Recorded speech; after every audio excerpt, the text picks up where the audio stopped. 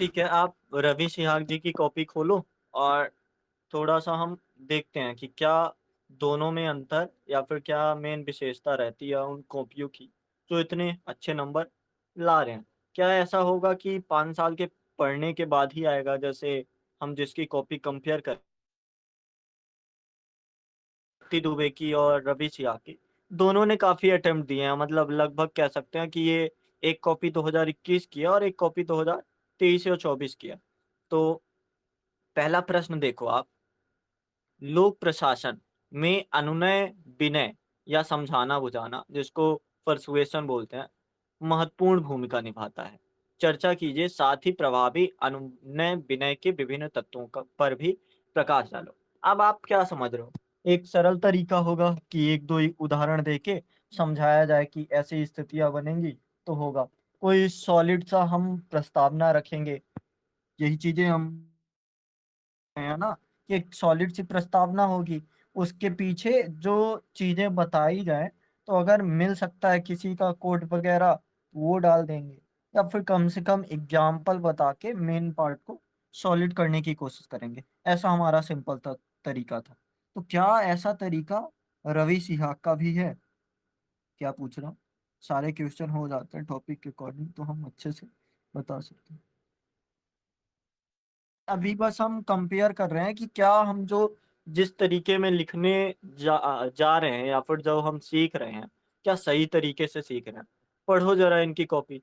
तो आवृत्ति परिवर्तन के उद्देश्य से किसी व्यक्ति से किया गया संवाद अनुनयन है, मतलब एक सॉलिड सी परिभाषा, ना तो ज़्यादा छोटी, ना तो ज़्यादा बहुत बड़ी बताया। उदाहरण के लिए पित्त सत्तात्मक मानसिकता युक्त व्यक्ति को इस मानसिकता को छोड़ने के लिए तर्क देने की क्रिया। अब आपको क्या समझ आया? सरल तरीका कि हम परिभाषा बताएँगे और साथ में अगर उदाहरण दे पाएँ, तो दे सकते हैं। लेकिन इन्होंने एक अच्छी चीज़ की है कि उदाहरण को भी ऐसा महसूस नहीं होने दिया कि उदाहरण है, बल्कि उसको जो इंट्रोडक्शन है, उसी में समेट के ही लिख दिया, जिससे समझ आता है कि इंट्रोडक्शन ठीक-ठाक लेंथ रख रहा है और उदाहरण भी बता दिया। तो मतलब ये भी हम सोच सकते हैं कि हाँ, हम भी अपनी कॉपी में रखेंगे। दूसरा जो मेन पार्ट उन्होंने पकड़ा, जैसे हम सब हेडिंग जो बनाते हैं या फिर सबटाइटल देते हैं, तो सबटाइटल क्या देंगे? अगर सवाल ही है कि लोक प्रशासन में अनुनय-विनय की महत्वपूर्ण भूमिका, तो बस इतना लिखा कि लोक प्रशासन में भूमिका। देखो, जितने भी एरियाज़ हैं, तो उन एरियाज़ को कैसे कनेक्ट करेंगे, समझना। सकारात्मक कार्य संस्कृति के निर्माण हेतु, बस इतनी लाइन। और कैसे? अधीनस्थों को समझाकर यथास्थितवाद छोड़ने को कहना। और जो 2 टर्मिनोलॉजी यूज़ की है इन्होंने, 2 शब्द कीवर्ड यूज़ किए हैं, यथास्थितवाद, अधीनस्थ, तो उनको अंडरलाइन किया। तो ये चीज़ आप देख सकते हो कि टॉपर किन चीज़ों को समझाने की कोशिश कर रहा है। उसके लिए ये ज़्यादा ज़रूरी है कि यथास्थितवाद मतलब स्थिति के अनुसार इसको बोलते हैं।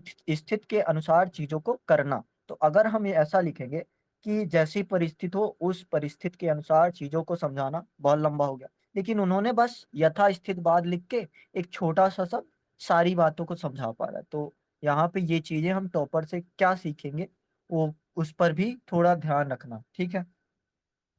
आगे क्या लिखा है? छोड़ने को कहना।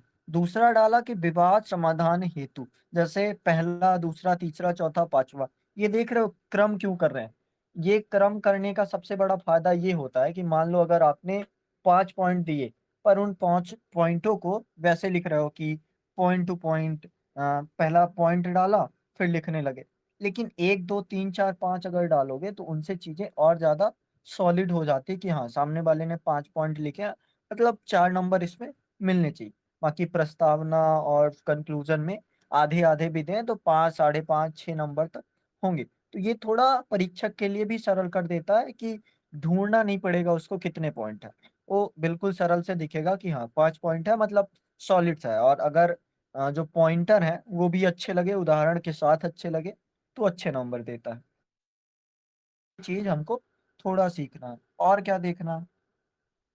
विवाद समाधान हेतु प्रशासन जनता, देखो प्रशासन और जनता लिखने की बजाय प्रशासन हाइफन जनता, वो चीज़ कितना सरल कर रहे हैं, ये सीखने से ही आएगा।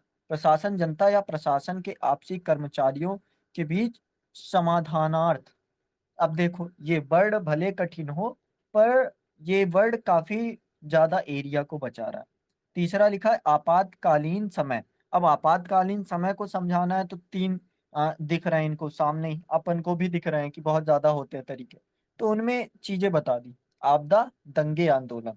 और एरिया बना के बोला शांत हेतु अनुनयन करना। चौथा पॉइंट डाला समाज सुधार में क्या क्या होता है। अब देखो कहीं कहीं पे होगा कि आपको एरियाज काफी अधिक दिखेंगे, तो वहां पे आपको ये जो फ्लो चार्ट होता है या फिर एरोज वगैरह करके दिखाया जाता है, तो ये तरीका सॉलिड होता है कि हाँ हम दिखा देंगे समाज सुधार में कुप्रथा भी हटाएंगे, अभिवृत्ति प्रबंधन भी करेंगे, सहिष्णु वर्धन भी करेंगे, और एक सभ्य समाज बनाने की कोशिश भी की जाएगी अनुनयन से, या फिर जो सामंजस्य है वो भी बिठाने का प्रयास। तो हम 5 पॉइंट लिख रहे हैं, तो उनमें शब्दों की भूमिका भी महत्वपूर्ण होगी। पांचवा, उनको कुछ शायद समझ नहीं आ रहा था या फिर जैसा भी है, कठिन निर्णय लेने हैं तो जनमत निर्माण में। अब ये बताओ क्या ये बहुत ज्यादा बेसिक सा नहीं है? तो क्या बहुत ज्यादा बेसिक है तो इन्होंने इसको पहला पॉइंट में रखा? नहीं रखा। तो ये भी चीज हमें समझनी है कि जो बहुत ज्यादा प्राथमिक बातें हो उनको ऊपर रखेंगे, और जो थोड़ी सी बातें सिर्फ एरिया बना बढ़ाने के लिए, क्वांटिटी बढ़ाने के लिए की जाएगी, उसको लास्ट में रख देंगे तो उतना ज्यादा निगेटिव इम्पैक्ट नहीं पड़ेगा। जैसे मानो आपसे पूछा जा रहा है कि अनुनयन किस लिए जरूरी है, तो आप बोलो लोगों का समर्थन करने के लिए। वही बात है जनमत समर्थन, पांचवा पॉइंट। तो पहले ही पॉइंट में लिख दोगे तो उतना ज्यादा पॉजिटिव इम्पैक्ट नहीं पड़ पाएगा। तो आप ये भी देखना प्राथमिकता के क्रम पे क्या आ रहा है, अनुनयन की भूमिका किस लिए महत्वपूर्ण। इतना समझ पाए इन्होंने जो मेन पॉइंट पार्ट में लिखा?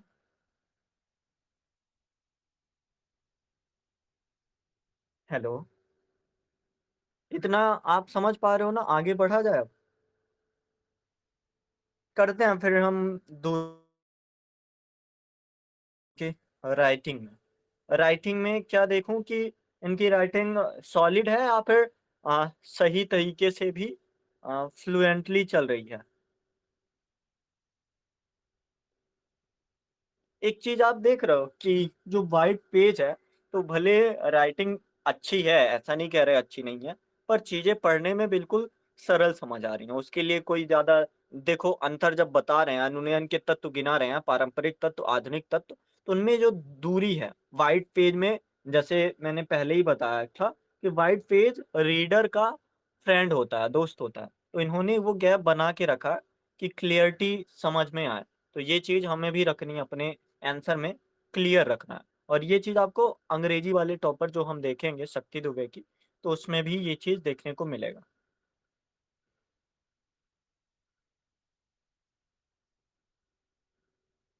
ठीक है, अनुनयन का मतलब एक तरह से आप समझो समझाना बुझाना, जो अभी हम कर रहे हैं, तो वो समझाना बुझाना ही है कि आंसर राइटिंग में मैं तर्क दे रहा हूँ। क्या तर्क दे रहा हूँ कि अगर अधिक नंबर लाने हैं तो क्लियरिटी रखनी पड़ेगी, जो शब्दों की सटीकता होगी वो इम्पोर्टेंट होगी। तो ये भी एक तरह से अनुनय विनय ही है। तो ठीक है, आगे। अब सवाल ये भी था कि अनुनय विनय के विभिन्न तत्वों पर भी प्रकाश डालें। तो प्रकाश तो डालेंगे, पर साथ ही साथ एग्जाम्पल भी देते चलेंगे। विषय वस्तु क्या है, अभिवृत्ति में क्या परिवर्तन चाहते हैं, तो ये पारंपरिक तत्व है। जैसे मान लो आपको पता ही नहीं है कि क्या करना है, जैसे अभी हमारा क्लियर ही नहीं होता कि आंसर राइटिंग करनी है, चीजों को पढ़ना है, 3 क्वेश्चन जो बचे हैं उसको करना है, या फिर टॉपर की कॉपी से देख लें कि हम जिधर चल रहे हैं उधर चलना जरूरी है या नहीं जरूरी है। तो विषय वस्तु क्या है, ये सबसे जरूरी है, किन चीजों में परिवर्तन करना है। आप अगर ऐसा आप कर रहे हो तो परिवर्तन नहीं करना, लेकिन अगर आप ऐसा नहीं कर रहे हो, शब्दों में क्लियरिटी नहीं है, आप शब्द के लिए या फिर किसी भाव को बताने की बहुत सारी चीजें ला रहे हो, तो उनमें परिवर्तन करना है। तो मतलब पारंपरिक तत्व में सबसे पहले ही रखो कि परिवर्तन करना किस में है, किस अभिवृत्ति में क्या परिवर्तन करना है। संज्ञानात्मक तत्व में लिखा है कि पर्सन टू पर्सन। अब देखो पर्सन टू पर्सन को इन्होंने पी टू पी लिख दिया, ये थोड़ा सा चलता है कि आप पी टू पी लिख दो, पर्सन टू पर्सन लिख दो, तो बहुत ही सरल तरीका अपना लिया पी टू पी। पर आप अगर वैसे भी लिखना चाहते हो व्यक्ति से व्यक्ति का संवाद, तो क्या उतना ज़्यादा कारगर होगा? पर्सन टू पर्सन एक चलतू भाषा में है, व्यवहारिक है, तो ऐसे शब्द वो यूज़ कर लेते हैं। तो आप ये भी थोड़ा एक तरह से एडजस्ट कर लेना कि अगर आ रहा है व्यवहारिक शब्द में पर्सन टू पर्सन, तो इट्स ओके, लिख सकते हैं। तो पी टू पी संवाद करना। आगे क्या लिखा है? अनुनयकर्ता कौन है? प्रभावी हो, आकर्षक हो। अगर समझो कि अभी हम किसके आधार पर समझा रहे हैं? मान लो मैं अपनी कॉपी के आधार पर समझाता, तो क्या उतना ज़्यादा इफ़ेक्ट पड़ता? नहीं पड़ता। पर अनुनयकर्ता कौन है यहाँ पे? रवि सिहाग जी हैं, जो हिंदी मीडियम के 18वीं रैंक के हैं। तो अनुनयकर्ता कौन है? किसकी कॉपी से सीख रहे हैं? ये भी इम्पोर्टेंट है। तो ये चीज़ आप समझ रहे हो। संज्ञान में क्या है? अप्रत्यक्ष कथनों का प्रयोग करें। अप्रत्यक्ष कथन समझ रहे हो? जो कथन सामने बिल्कुल हो, पर उसके विपरीत भी प्रभाव, जैसे क्लियरिटी तो लिखा नहीं है कि इसमें क्लियरिटी है, पर वो दिख रही है, अप्रत्यक्ष रूप से प्रभाव भी डाल रहा है। जो छोटे छोटे शब्द हैं, वो भी प्रभाव डाल रहे हैं, तो ये अप्रत्यक्ष होता है। हम आंसर राइटिंग से ही समझ सकते हैं कि क्या है। आगे, कैसे अनुनियत करना है? तो कैसे अनुनियत करना है, ये आप अभी सिर्फ अभी के पर्सपेक्टिव में समझो कि हाँ, अगर जो भी तरीका है, करना क्या है? आंसर राइटिंग करनी है, तो आंसर राइटिंग करनी है तो आंसर राइटिंग के तरीके से समझाओ। अगर यहाँ पे पढ़ना होता, तो किसी टॉपर की हम बात बताते कि टॉपर का ऐसा मानना है कि इकोनॉमी जो है, वो अगर कहता है, तो हम तरीके को बदल लेते। या फिर अगर उसको इंटरव्यू के लिए करना है, तो यहाँ पे वाद विवाद हो रहा होता कि कैसी चीजें करनी है, क्या चीजें, थोड़ा बताते कि आपकी जो लाइन है अगर रुक रुक के आ रही है, तो इफेक्ट कम कर रहा है। तो ये बात है कि तरीका भी वहां पे परिस्थित है, जैसे उन्होंने शुरू में बता भी दिया, यथा स्थितवाद। अगर आंसर राइटिंग के लिए सीख रहे हैं, तो वहां पे आंसर राइटिंग को देखकर। अगर हम इंटरव्यू के लिए सीख रहे हैं, तो वहां पे उस तरीके। अगर हम किसी और चीज के लिए, किसी जैसे मानो कि किसी छोटे बच्चे को समझाना है कि वो ये चीज छोड़ दे, और उसके लिए आप सीखने जा रहे हो कि अनुनयन कैसे किया जाए। तो अब आपको पाइलोट जो है, पावलाव हो गए, बोलर हो गए, तो इन सारे लोगों की जो पेडागोजी आता है, वो सारी चीजें पढ़ के कि कैसे डील किया जाता है बच्चों के साथ, फिर आप कर पाओगे। तो वो चीज भी हमें समझ आती। देख रहे हो, इनके कॉन्सेप्ट बिल्कुल क्लियर है। और किसी भी चीज पे फिट करना चाहो, चाहे बच्चे की एग्जाम्पल में, आंसर राइटिंग के एग्जाम्पल में, सारे एग्जाम्पल में फिट हो रहा है। मतलब बहुत ही सॉलिड आंसर लिखा होगा, तब जाके बहुत बढ़िया प्रभाव बना है। क्या लिखा है? आग्रह करना। आग्रह करने से भी ये थोड़ा ऊपर है। आग्रह करना का मतलब हो जाता है फिर कि अब वो उसके ऊपर है, करेगा या नहीं। लेकिन जब मैं अनुनयन करूंगा ना, तो मैं तर्कों के सहारे, चीजों को दिखा के, अप्रत्यक्ष कथन के सहारे, मैं सारी चीजों को इस कदर समझा दूंगा। हाँ, अब आप, मैं लास्ट में बोलूंगा, बाकी तुम्हारे ऊपर है, जैसी मर्जी वैसे करो। लेकिन अब आपके जो मस्तिष्क में चीजें आई, वो हो गया कि हाँ, तर्क तो बढ़िया दिया, तो वो चीजें फिर डील हो जाते हैं कि हाँ, ऐसे करना है, ऐसे नहीं करना।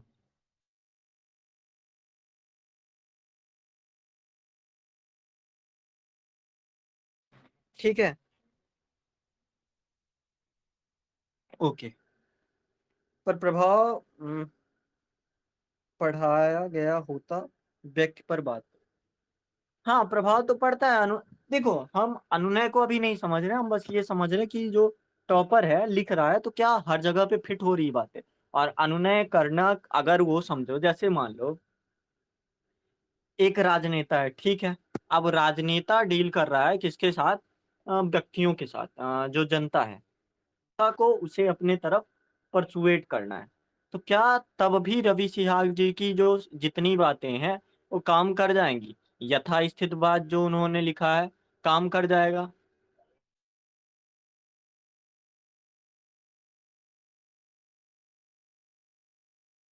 ठीक है, तो ये बातें हम समझ रहे हैं।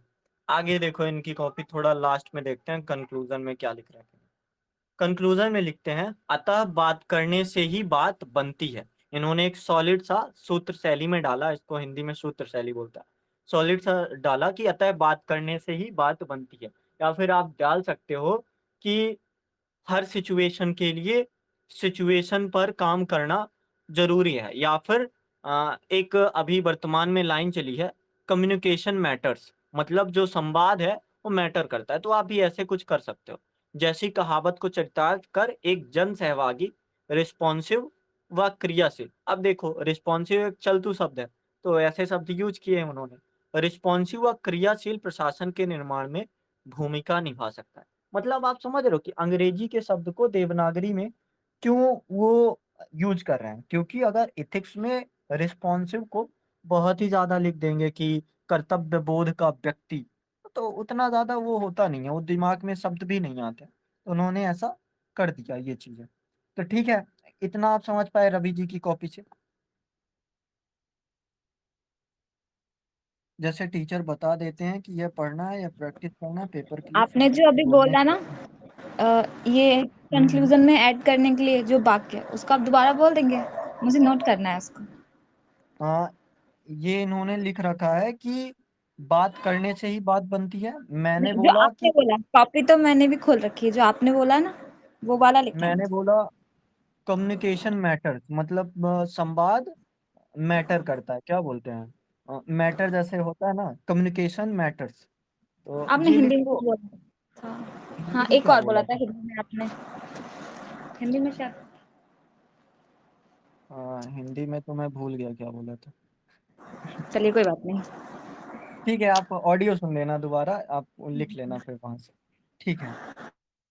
हाँ, वार्तालाप करने से ही बातें बनती हैं, ऐसा कुछ कर सकते, जो भी है आप सटीक कर लेना। ऐसी बहुत सारी बातें आपको दिख जाएंगी कि बात ही बात को बनाता है, ऐसा कुछ लिख लेना, या फिर अपने हिसाब से वो सेटल होने लगेगा। जब आप 3-4 कॉपियाँ देखोगे ना, तो वो जो लास्ट में कंक्लूजन आएँगे, तो उनसे आप सीख के अपने से भी विचार बना सकते हैं। अब दूसरी कॉपी हम खोलते हैं, फिर उसके बाद हम क्वेश्चन पे चलते हैं, ठीक है? शक्ति जी की कॉपी है, शक्ति दुबे की, रैंक 1 है, तो सोच सकते हो कि इस कॉपी को चाहे आप देवता मान लो या फिर जो भी मान लो। देखो, सवाल है, सामाजिक समूह जैसे कि परिवार एवं अपने समकक्षों के साथ सीधी बातचीत लोगों को सिखाती है। पहली चीज स्टेटमेंट है कि सामाजिक समूह में जैसे कि परिवार एवं अपने समकक्षों के साथ सीधी बातचीत लोगों को सिखाती है। वही चीज जो अभी बोल रहा हूँ कि कम्युनिकेशन मैटर, या फिर बात करने से ही बात बनती है। लगभग ये हमारे लिए सबसे अच्छा है कि सेम टॉपिक पे सवाल मिल गया। आती है कि दूसरे उनसे कैसा व्यवहार करने की उम्मीद करते हैं। इसी तरह एक संपूर्ण समाज अपने मानदंड, संस्थानों, मीडिया, सामूहिक व्यवहार। आप देखो यहाँ पे चीजें दे रहा है। अभी रवि जी को चीजें नहीं मिली थी कि आप इन संदर्भों में डील करो, तो उनको जितना कुछ आया तो अपने स्तर पर बता दिया। अब हमें किन स्तर पर बताना है? मानदंड, संस्थान, मीडिया और सामूहिक व्यवहार के माध्यम से मूल्यों को सुदृढ़ करता है और उन्हें आकार देता है। आकार देने का मतलब है कि वही चीज़ कि आप मान लो कोई विचार है, अब उस विचार में कितने अच्छे हैं, कितने बुरे हैं, तो बुरे वालों को छाँट-काट कर अच्छे लाए जाएँ। माध्यम में मूल्यों को सुदृढ़ करता है और उन्हें आकार देता है। उदाहरण सहित चर्चा कीजिए कि किसी समाज की औपचारिक और अनौपचारिक, मतलब ऑफिशियल और नॉन ऑफिशियल संस्थाएं उसकी आबादी का समाजीकरण कैसे करती हैं। अंग्रेजी में समझो, direct interaction with social group, मतलब आप जैसे अभी यहाँ पे 5 लोग हैं मान लो, तो डायरेक्ट इंटरेक्शन अगर मैं कर रहा हूँ सोशल ग्रुप के साथ, लाइक फैमिली हो गया, पीयर ग्रुप हो गया, teach people how other expect them to behave likewise a society as a whole reinforce and shapes values through its norm। वो जो मानदंड होंगे, संस्थान होंगे, मीडिया होगी, सामूहिक, ये 4 चीजें होंगी जो एक तरह से गढ़ेंगे कि कैसे डील करना है। मान लो मीडिया कैसे गढ़ती होगी? मीडिया वैसे ही गढ़ती है ना कि चीज़ें जो भी हैं, उनमें कौन-सी चीज़ों को सामने रखना है। जैसे एल्गोरिदम किस पे काम करता है कि जो चीज़ें ज़्यादा देखी गई, ज़्यादा समय तक देखी गई, अधिक रिएक्शन है, उसको ज़्यादा वायरल किया जाता है, चाहे इंस्टाग्राम हो, यूट्यूब हो, जो भी हो। यही चीज़ उसको आकार देता है, या तो अतिरेक कर देता है या तो फिर सूक्ष्म कर देता है। उदाहरण सहित चर्चा कीजिए कि किसी समाज की औपचारिक और अनौपचारिक संस्थाएं, मतलब discuss how a society, formal and informal institution socialize its population with example. अब देखो ये कैसे डील कर रही हैं Shakti ji. Man is a situated self, मतलब वही, and does not life lives in isolation, ऐसा कुछ लिखा है। मतलब मनुष्य एक सामाजिक प्राणी है, आप समझ रहे हो। तो वही बात जैसे शुरू किया था रवि जी ने कि कोई एक छोटा सा कॉन्टेक्स्ट और खत्म किया था, एक छोटा सा कॉन्टेक्स्ट की बात बात से ही बनती है। तो ये भी बोल रही है कि man is a situated self, जो आइसोलेटेड नहीं है। He creates impact on the society, वो सोसाइटी पर प्रभाव डालता है। सरल सा, बिल्कुल कहीं पे भी दिक्कत नहीं है। And in turn is impacted by the society as well, और वो खुद भी अपने, मतलब जैसे क्या बोला, अगर इसको हिंदी में रवि जी लिखते तो ऐसा लिखते कि मनुष्य जो है समाज का उस पर प्रभाव पड़ता है और उस पर समाज का प्रभाव पड़ता है, और सेम बात है। ना कोई ज्यादा कठिन है, ना कुछ ज्यादा खास है, बस सरल सा तरीका उन्होंने अपनाया। बस इतनी सारी बातें थी कि समाज आकार देता है, मानदंडों को कैसे हम देख सकते हैं। सामाजिक समूह में बातचीत करने से ही लोग सीखते हैं। तो हम समझ रहे हैं कि हम समाज पर प्रभाव डालते हैं और समाज हम पर प्रभाव डालता है। सरल सा है, कहीं भी दिक्कत नहीं। इन्होंने पॉइंट पकड़े, इतना बड़ा जो सवाल था उसमें पॉइंट पकड़े कि फॉर्मल और इनफॉर्मल तरीके से हमको समझाना। तो सोसाइटी इन्होंने एक छोटा सा ब्रैकेट बनाया, दूसरा किया फॉर्मल तरीके से, एग्जाम्पल दे दिया डायरेक्ट कि रिलीजियस, कल्चर, फैमिली, इटीसी। ये कोई ज्यादा कठिन तो है नहीं कि हम लिख नहीं सकते। इनफॉर्मल तरीके से शायद क्या लिखा है, बुक्स लिखी है क्या, अंग्रेजी इनकी थोड़ी मैं पढ़ भी नहीं पा रहा हूँ। क्या लिखा है जरा बताओ। balls and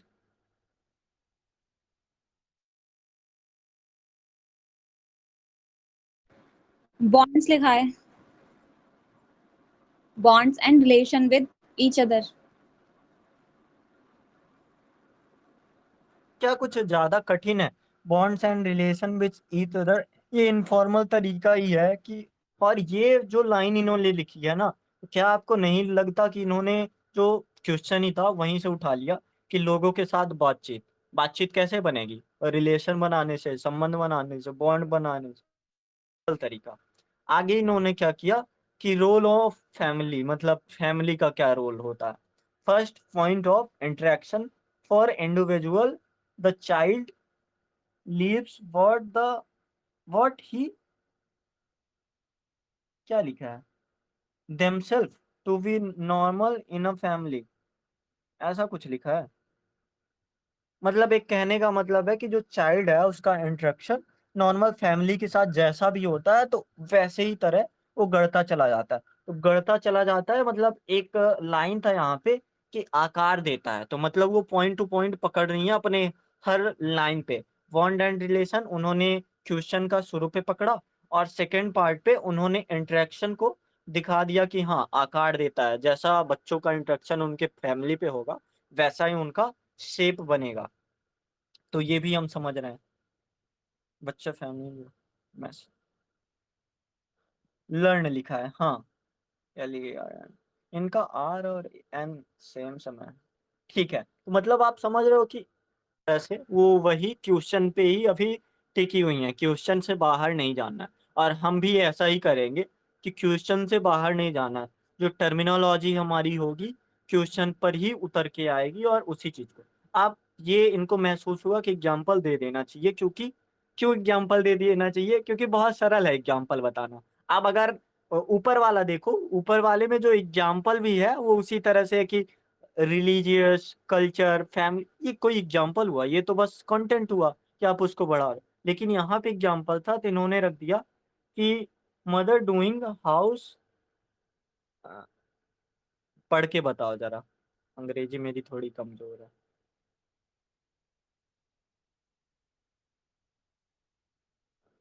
कोई पढ़ पा रहा है इसको क्या लिखा है? Ceases earning for family, dam stereotype for with gender. मतलब जो माताएं होती हैं, हाँ, हाउसवर्क और जो जेंडर है, लिंग, अलग अलग लिंग हैं, उनके साथ भेदभाव वगैरह देखने को मिलते हैं। तो दो चीजें दिखी हमें कि वो अभी भी क्वेश्चन के साथ बनी हुई हैं, और साथ साथ निगेटिव इम्पैक्ट जो है उसको भी साथ में रख लिया कि हाँ, इम्पैक्ट वैसा ही होगा। ये पूछ रहा है, ये तो नहीं बोल रहा कि अच्छा आकार देता है या फिर मूल्यों को सुदृढ़ करता है और उन्हें आकार देता है। तो आकार देने में हो सकता है स्टीरियोटाइप भी हो जाए। हाँ, मुझे भी नहीं समझ आ रही इनकी इंग्लिश, लेकिन पता है शायद सरल इंग्लिश है। हम लोग ऐसा जो भी राइटिंग इसको बोलते हैं वैसा लिखते नहीं है, इसलिए मुझे नहीं समझ आ रही, पता नहीं क्यों। अगला पॉइंट दिया, स्कूल कैसे सिखाता है। अब आप एक चीज नहीं देख रहे हो कि ये जो 2000 शायद 15 का क्वेश्चन था, शायद अंबेडकर जी का।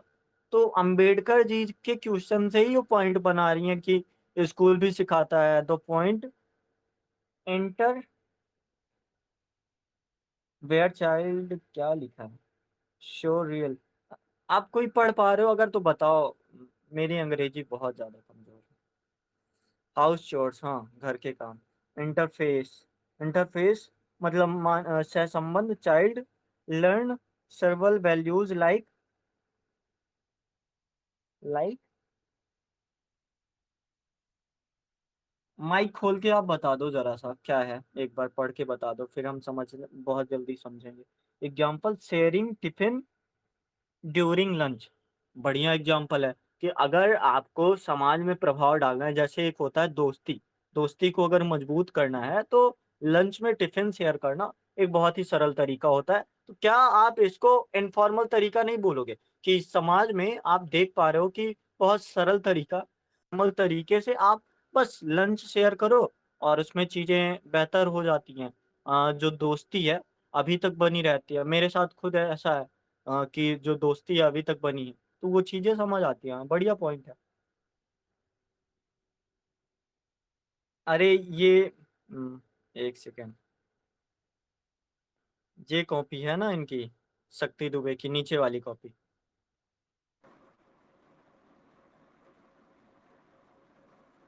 ये द पॉइंट लिखा है। हाँ। हम्म। The point interrupt where child learns. आगे क्या लिखा है? सर्वल, सेवरल, हाँ, सेवन सेवरल वैल्यूज क्रेडिट मतलब लाइक है। मूलभूत मूल्य। हाँ। क्योंकि इनके शब्द समझ में नहीं आ रहा, इसलिए पढ़ने में थोड़ी प्रॉब्लम हो रही है। नहीं, शब्द सही है, ऐसे डॉक्टर लोग ऐसे ही लिखते हैं। तो हमने हमने स्टार्टिंग अब से पढ़ा दूसरा नहीं है देखते ना हैं। वैसा, इसलिए थोड़ा सा।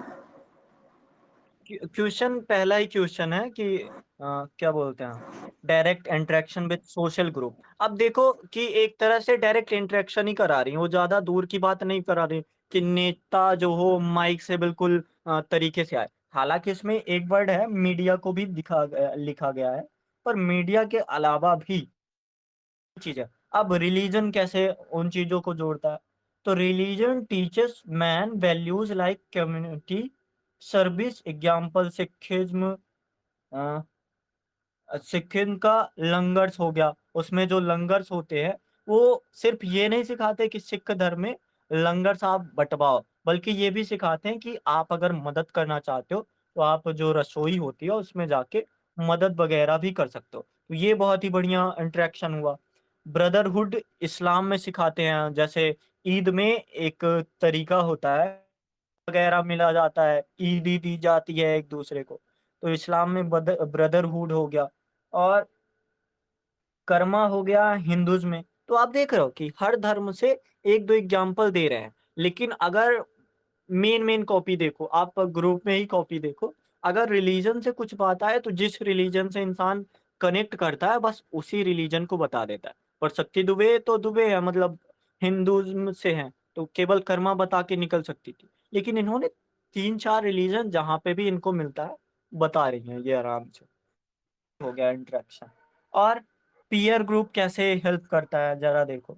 दे enforce the social code of conduct of individual, यही लिखा है ना, इंडिजन क्या लिखा है, रिस्पेक्टिंग एल्डर्स, मतलब पीयर ग्रुप में एक दूसरे को इन्फोर्स करते हैं कि आप चीजों से जुड़े रहो। तो अब इनकी जो सारी बातें कितनी सरल तरीके से उतर के आई हैं। और रिस्पेक्टिंग एल्डर्स क्या कोई बड़ा एग्जाम्पल था, बिल्कुल छोटा सा एग्जाम्पल था। और एक चीज और, शायद मैंने इनका ही वो देखा था, क्या बोलते हैं, जो वीडियो वगैरह नहीं होते, पहली जो क्लास कराते हैं इंटरेक्शन क्लास की टॉपर बनने के बाद, तो इन्होंने बोला कि जब कंक्लूजन में ज्यादा नंबर मिलने ही नहीं है, आधे नंबर मिलने हैं, तो क्यों ना हम कंक्लूजन को इतना ही शॉर्ट रखें जितने नंबर का है। तब से इन्होंने लिखा, दस society through it's formal and informal institution shape the behaviour of individual. तो ये कोई खास भी नहीं है, ज्यादा दिक्कत भी नहीं है, बहुत सरल तरीके से इन्होंने बता दिया। अगर रवि जी इसको लिखते ना, पता है क्या लिखते, कि व्यक्ति ही समाज को बनाता है, समाज ही व्यक्ति को बनाता है, अतः फॉर्मल और इनफॉर्मल तरीके से दोनों का आकार छोटा और बड़ा होता जाता है। शायद जितना अभी तक उनकी मैं कॉपी देख चुका हूँ, वैसा तरीका अपनाते हैं। तो आप भी ऐसा कर सकते हो, वैसा 3-4 लाइन में वो भी हो जाएगा। तो ये तरीके हमारे टॉपर के। हाँ, निष्काम कर्मा।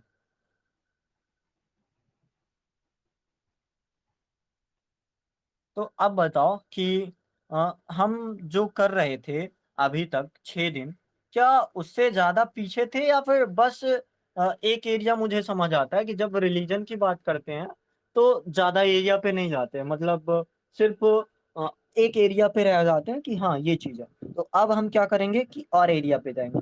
दूसरी चीज हम क्या करते थे कि वो हमने कल ही बात की थी कि जब बात आती है शासकों की, नेताओं की, महान व्यक्तित्व की, तो इसमें महिला वाले कैरेक्टर कम होते हैं, तो उन कैरेक्टर को भी हम शामिल करेंगे। तीसरी बात, जब हम कंक्लूजन करते हैं तो उसमें कोई वैसा सॉलिड सी बात जैसे इन्होंने लिखी कि समझाने के लिए बात करना जरूरी, या फिर कम्युनिकेशन मैटर्स, ऐसी वाली बातें थोड़ा हम सोचेंगे कि कौन सा छोटा सा वाक्य जो फ्रेज होता है, फ्रेज काम करेगा। हम इन चीजों में भी काम करने वाले हैं एथिक्स के पेपर। ठीक है। हाँ, ऑलमोस्ट पॉइंट टू पॉइंट चलना है, दुनियादारी से दूर रखना है, और कोशिश करनी है कि जैसे कल हरी जी एक सवाल पूछ रहे थे कि इतनी सारी बातें जब होती हैं तो कौन सी बात छोड़े, कौन सी बातें नहीं करें। तो वही बात है कि जो दुनियादारी है ना, उस चीज को छोड़ देना। और जैसे ही हम दुनियादारी को छोड़ेंगे तो क्लियर हो जाएंगी चीजें। और एक चीज और, कि एडजस्ट कैसे करना, जब एग्जाम्पल नहीं रहते हैं तो पॉइंट को ही एग्जाम्पल किया जाता है। जैसे फॉर्मल इनफॉर्मल में अगर वो ज्यादा समझाने चली जाती कि क्या चीज है, तो दिक्कत हो सकती। बस उन्होंने बता दिया फॉर्मल तरीके में ये होगा, फैमिली, ग्रुप, रिलीजन, इनफॉर्मल तरीके में पेयर ग्रुप वगैरह वगैरह। तो ये भी हमें देखना है कि एग्जाम्पल कहाँ पे थोड़ा सा ज्यादा एक्सप्लेन करना है, कहाँ पे शॉर्ट रखना है। तो ये चीजें इंपॉर्टेंट बात जो हमें सीखनी है, समय के साथ जो एग्जाम्पल हमारे पास आएंगे, जो करंट एग्जाम्पल चला है, उनका भी इफेक्ट बहुत ज्यादा पड़ेगा। आप चाहे वहां पे इनकी सरल सी लैंग्वेज देख लो, या फिर आप वो भी देख लो कि जो हिंदी के टॉपर है वो छोटे छोटे अंग्रेजी के शब्द भी डालते हैं। पर्सन टू पर्सन को उन्होंने पी टू पी लिखा था। तो ऐसी चीजें अब मत पूछना कि क्या पी टू पी लिख सकते हैं, या फिर कनेक्टिंग को जैसे D2H एक चीज होती है टीवी में, D2H digital direct to home उसका फुल फॉर्म होता है। तो वो जो छोटी चीज है उसको भी आप कर सकते हो। या फिर जैसे उन्होंने एक चीज की थी, अ, राजनेता और जनता, तो और की जगह हाइफन लगाया था। तो ये छोटी छोटी बारीकियां हैं जो आपको बहुत ज्यादा काम करेंगी की का उपयोग समझने में और आंसर लिखने में। अब एक आंसर लिख के देखते हैं कि हम कहाँ से करेंगे। ठीक है, क्वेश्चन नंबर आप 17 देखो। दो क्वेश्चन मैं आप पे छोड़ता हूँ कि आप उसको कैसे डील करोगे, क्या क्या करोगे। अब एक सवाल यहीं पे परीक्षा हो जाएगी कि क्या हम अभी जो 40 मिनट बात कर चुके हैं, 30 मिनट, तो उसमें थोड़ा-सा भी काम आया। हाँ, क्वेश्चन 1 सेकंड टाइप करता हूँ।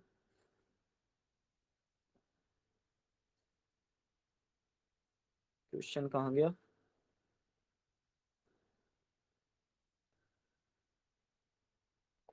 हाँ, ये क्वेश्चन है, क्वेश्चन नंबर 17। देखो, कॉपियाँ खोल लो और टर्मिनोलॉजी पकड़ना। समसामयिक इंटरनेट विस्तारण, मतलब जो इंटरनेट है या फिर समसामयिक या करंट उसको बोलते हैं। करंट इंटरनेट एक्सपेंशन ने सांस्कृतिक मूल्यों के एक भिन्न समूह को मनासीन किया है। मनासीन को आप अंग्रेजी में समझो तो installed a different set of culture, मतलब जो अलग अलग चीजें थी तो उसको एक ही जगह, जैसे सेट होता है ना, समुच्चय आप समझते होगे गणित में, सेट होता है तो अलग अलग मूल्य, उन चीजों को उसने एक ही बक्से में, ऐसा समझो, एक ही बक्से में रखने की कोशिश की है। किसने?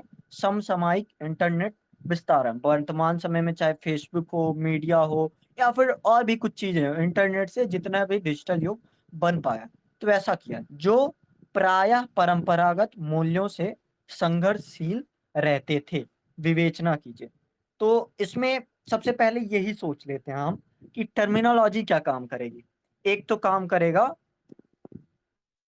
जो धर्म के नाम पर धर्म टकराता था, तो इंटरनेट ने सर्वधर्म समभाव को एक मंच दे दिया है, एक प्लेटफॉर्म दे दिया गया है कि हाँ, अब वहां पे जैसे ईद होगी तो आप जैसे आप देखते होगे कि छोटी चीजें हैं, होली है, होली में मुस्लिम वाले भी अगर कोई पोस्ट कर रहा है उसका दोस्त, तो वो भी कमेंट पे थोड़ी टिप्पणी करते हैं कि बहुत ही बढ़िया, तुम तो बिल्कुल वैसे लग रहे हो। तो वो इंटरेक्शन बढ़ता ही चला जाता है। दीपावली हो गया, राखी हो गया, या फिर ईद वगैरह हो गया, ईद मिलाद उन नबी हो गया, या फिर सिखिज्म के त्योहार, ओणम वगैरह हो गया। तो आप छोटे से ही एग्जाम्पल समझो कि त्योहार जो है वो मूलतः टकराते थे।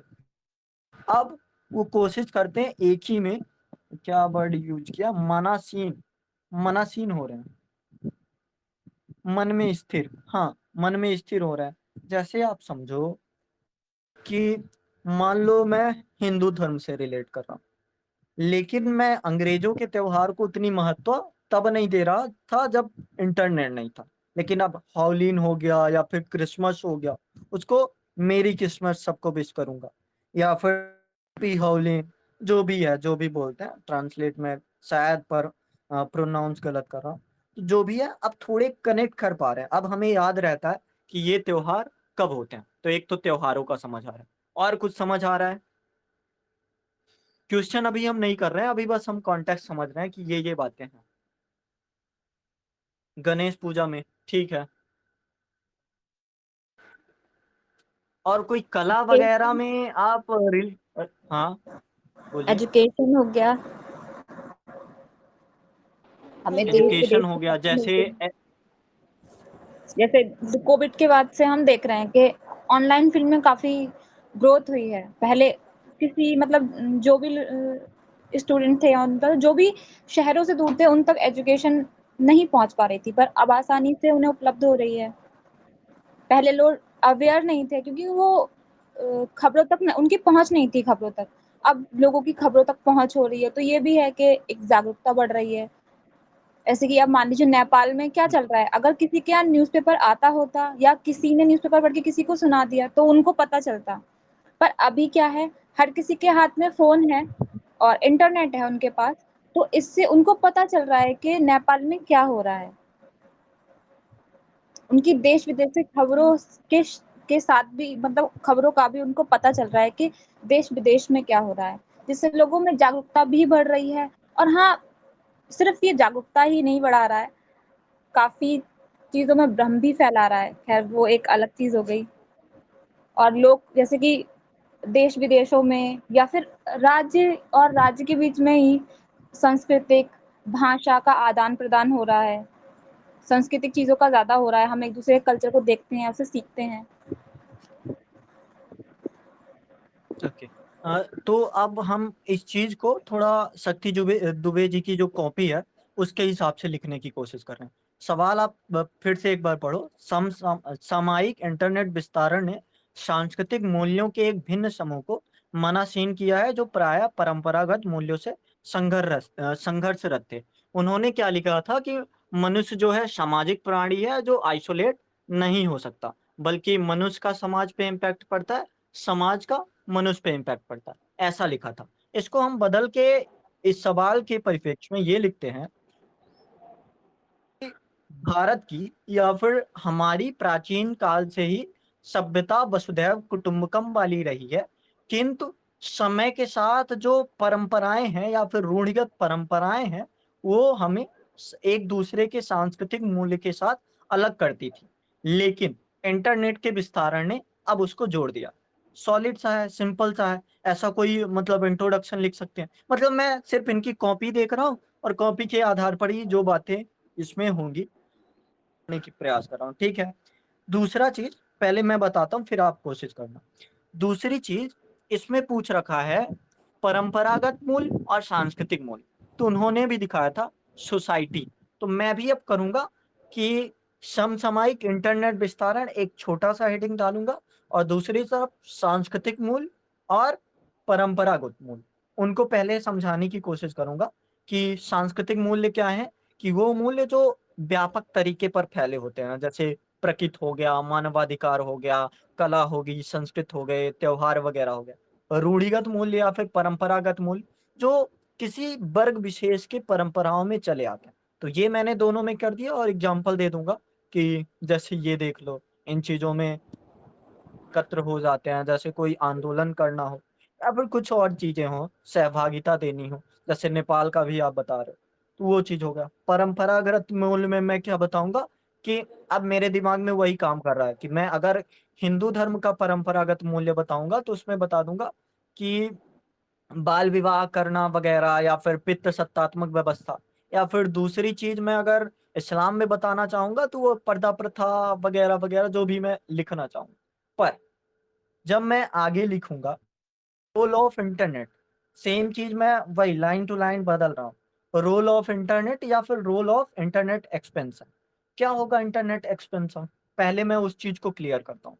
मान लो कि इंटरनेट बढ़ा और कोई लड़की जो है वो कह रही है कि अब्बा मुझे ये जैसे थ्री इडियट मूवी याद करो, उसमें आ जाता है कि तुमको ये करना होगा, उसके पिता कहते हैं। पर उसको करने का क्या मन था, उसको फोटोग्राफी करने का मन था। तो अगर वर्तमान इंटरनेट में कोई भी डालता है तो उसका सपोर्ट मिलेगा। या फिर अभी मैं बताऊं, द पिंच करके अभी न्यूज चैनल बना है, लल्लन टॉप का एक जो एंकर था वो अलग हो गया, द पिंच करके वो चैनल खोला। तो उसने क्या किया, एक रिपोर्ट ऐड की थी कि एक परंपरा रूढ़ चल रही थी कि शायद राजस्थान के किसी जेवड़ी के पेड़ में उसको 10 साल से बांधा गया था और रोज जो 70 वर्ष की माँ थी उसको पानी पिला रही थी। तो 24 घंटे के भीतर भीतर राजस्थान सरकार ने उसको जो बंधक बनाया था रूढ़ के कारण, किसने कुछ गलती की है, और 10 साल से उसको उस पेड़ में बांधा गया था। इसको बोलते हैं शायद, क्या टर्म होगा इसके लिए, जैसे वैसे खाप पंचायत वगैरह में नहीं दे दिया जाता दंड की इसको 10 साल। तो ये चीज फिर इंटरनेट का उपयोग हुआ और राजस्थान सरकार ने एम्बुलेंस भेजी, उसका चिकित्सा होगा, इलाज होगा। तो ये चीज इंटरनेट एक्सपेंशन ने उन जो परंपराएं थी, अब परंपराओं को तोड़कर किसमें जोड़ा है। जैसे राजस्थान का जो क्षेत्र था, मानवाधिकार के लिए अलग अलग देश के लोग, अंतरराष्ट्रीय स्तर पर लोग सपोर्ट कर रहे थे, अलग अलग राज्य से लोग सपोर्ट कर रहे थे। वो चीजें हमें दिखती हैं कि हाँ, एक्सपेंशन ने काफी ज्यादा मदद। तो ये थोड़ा एग्जाम्पल को मैं बढ़ा रहा हूँ, पर इसको आप लिखोगे तो सटीक लिखोगे। इसको हम तो ये चीज परंपरा हमें नहीं, देखने इसको को हम मिली। या तो रूढ़िवादी कहेंगे, रूढ़िवादी परंपरा कह सकते हैं, या फिर अंधविश्वास कह सकते हैं। क्योंकि परंपराएं तो एक हाँ, सही वे में आ जाती है, मतलब कि आप सही चीज को दिखा रहे हैं। या तो रूढ़िवादी परंपरा आएगा टर्म, या फिर अंधविश्वास आएगा। अंधविश्वास में भी लोग ऐसे काम करते हैं क्योंकि देखो परंपरा का मूल मैटर वही है। देखो परंपरा सांस्कृतिक मूल्यों के साथ कब टकराते हैं। जैसे मान लो किसी धर्म में कहा गया कि आप जैसे व्रत रहना है आपको इस समय पे, वो परंपरा हो गई। सांस्कृतिकता क्या है, कि मनुष्य की जो बातें हों, मनुष्य ज़रूरी है, मानव अस्तित्व ज़रूरी है। तो जो परंपराएँ हैं जब रूढ़ि में बदल जाती हैं तो ही उनमें टकराव होता है। जो अच्छी परंपराएँ होंगी तो वो तो संस्कृत का आधार लेती है ना। तो अभी जो हम मैटर रख रहे हैं शायद मेरे समझने में जितना है, तो ये परंपराएँ जब भी टकराएँगी जैसे जो प्रायः वर्ड यूज़ किया है क्यों? क्योंकि जो आप बता रहे हो कि अच्छी परंपराएँ, तो उसके लिए अच्छा वर्ड यूज़ करना ही पड़ेगा। लेकिन जब परंपराएँ कहेंगे तो जैसे आप समझो कि जो चीज़ें प्रासंगिक नहीं हैं, मान लो एलजीबीटीक्यू वगैरह हैं जो, वो समाज के लिए प्रासंगिक नहीं है, पर परंपरागत आधार पर उसको कहा जाता है कि इनकी हाय बहुत ज़्यादा वगैरह-वगैरह जो भी बातें चलती हैं। वो परंपरा होती है, लेकिन अगर प्रायः शब्द यूज़ किया गया उसका मतलब समय-समय पर आप ये भी दिखा सकते हो कि नहीं, ये टकराती नहीं। पर अभी मूलतः हमें संघर्षशील ही दिखाना है और उसी चीज़ पे थोड़ा बताना है। तो रोल ऑफ इंटरनेट आप समझ रहे हो और किसी मायने में आप बताओ इंटरनेट क्या है? जैसे क्या लिख रखा है? व्यक्ति की स्वतंत्रता। कल्चर के टर्म में हम इस तरह लिख सकते हैं कि नॉर्मली जो एजुकेशन का कल्चर होता था, वो क्लासरूम स्टडी होती थी, जिसकी अपनी सीमाएँ हैं। इंटरनेट का आगमन से शिक्षा अपने परंपरागत तरीके से बदल कर और ज़्यादा विकसित हुआ है। जैसे ये जो हमारा सेट पता है कब बनता है? जैसे समुच्चय ऐसे नहीं बनता कि आप किन्हीं चीज़ों को हटा दो। समुच्चय तब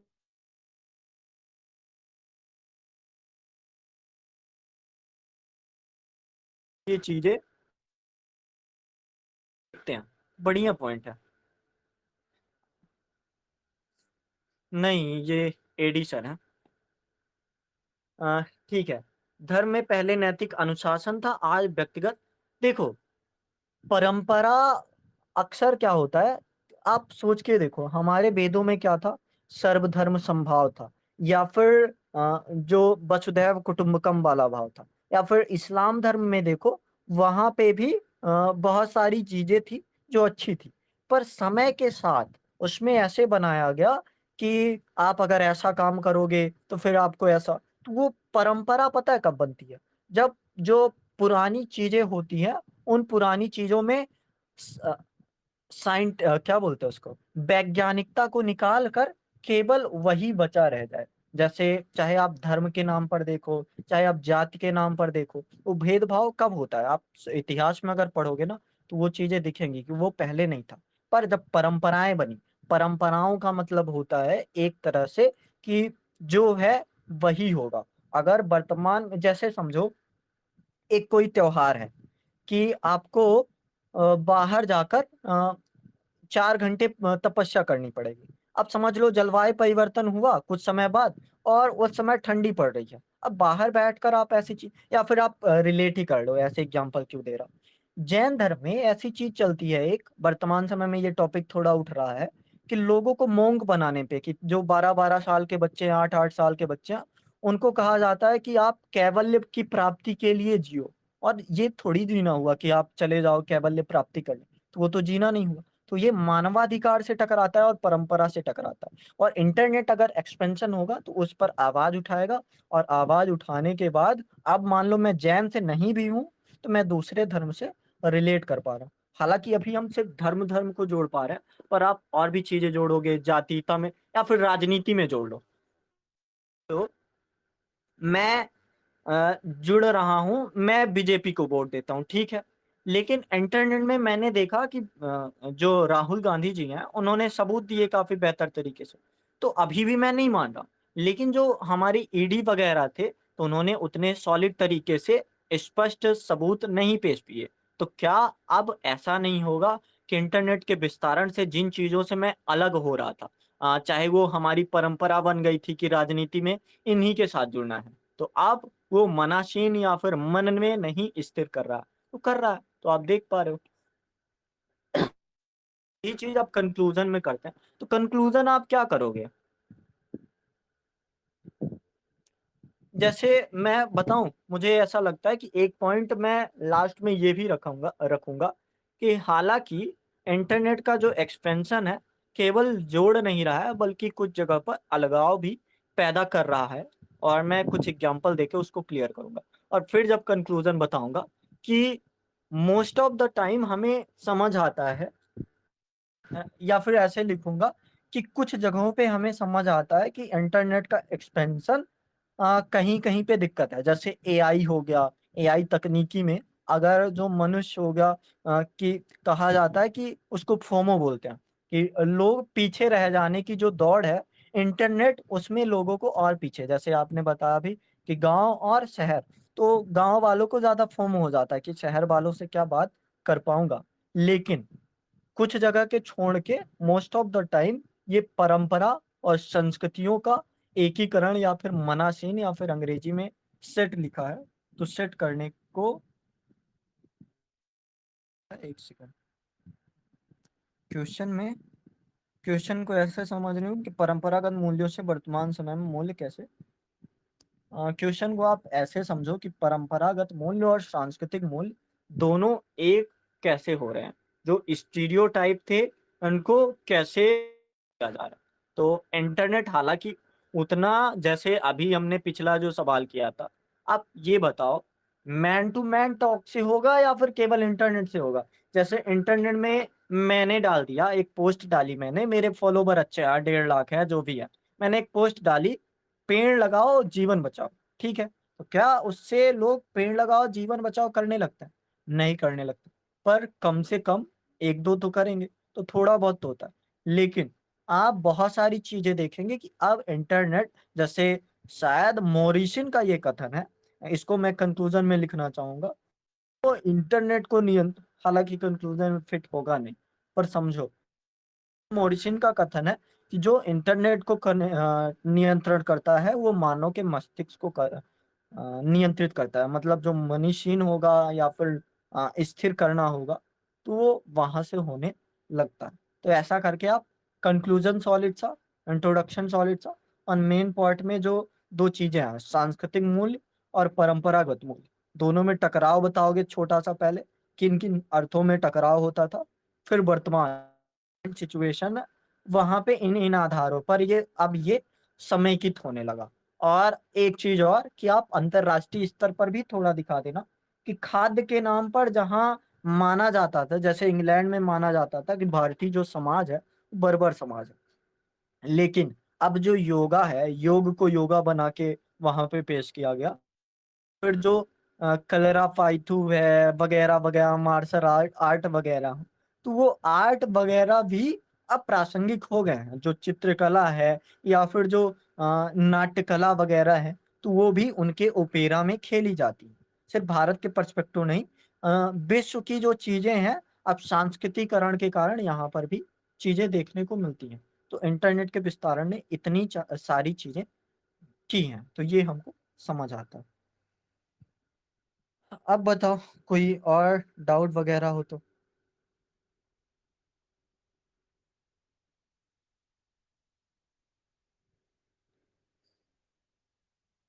ये आपको ज़रा-सा भी लग रहा है कि जैसा उनकी कॉपी थी टॉपर की, तो उस कॉपी से हम थोड़ा ज़्यादा आगे निकलने की कोशिश कर रहे हैं। और क्यों आगे निकलने की कोशिश कर रहे हैं? क्योंकि हमें थोड़े से आधार अलग से रख ही लेने पड़ेंगे, क्योंकि वो जो टॉपर है 5-6 साल से कर रहे हैं।